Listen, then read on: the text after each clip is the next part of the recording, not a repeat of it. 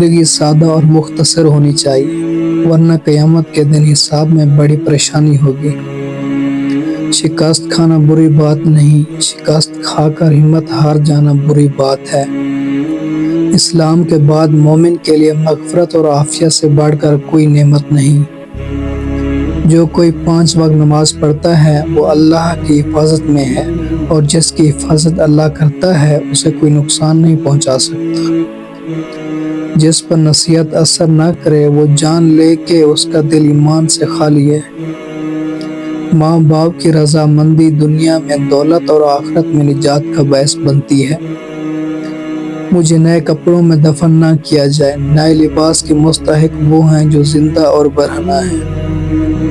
وہ عمل جو بغیر علم کے ہو اسے بیمار، اور وہ علم جو بغیر عمل کے ہو اسے بیکار سمجھو۔ وہ شخص نہایت بدبخت ہے کہ جو خود تو مر جائے لیکن اس کا گناہ نہ مرے۔ آنکھ دل کا دروازہ ہے، آنکھ بند کر لو تو تمام آفتوں سے محفوظ ہو جاؤ گے۔ تعجب ہے اس پر جو دنیا کو فانی جانتا ہے اور پھر اس کی رغبت رکھتا ہے۔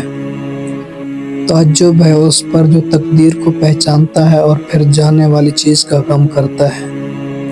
تلوار کا زخم جسم پر ہوتا ہے اور بری گفتگو کا روح پر۔ علم بغیر عمل کے نفع دیتا ہے اور عمل بغیر علم کے فائدہ نہیں بخشتا۔ عقل مند کہتا ہے کہ میں کچھ نہیں جانتا، مگر بے وقوف کہتا ہے کہ میں سب کچھ جانتا ہوں۔ اگر تو گناہ پر آمادہ ہے تو کوئی ایسا مقام تلاش کر جہاں اللہ نہ ہو۔ جانور اپنے مالک کو پہچانتا ہے مگر انسان اپنے خدا کو نہیں پہچانتا۔ جو لوگ خدا کی دی ہوئی مال غلط جگہ پر خرچ کرتے ہیں وہ خدا کے نعمت کی ناشکری کرتے ہیں۔ غم دنیا ایک تاریکی ہے اور غم آخرت دل میں ایک نور ہے۔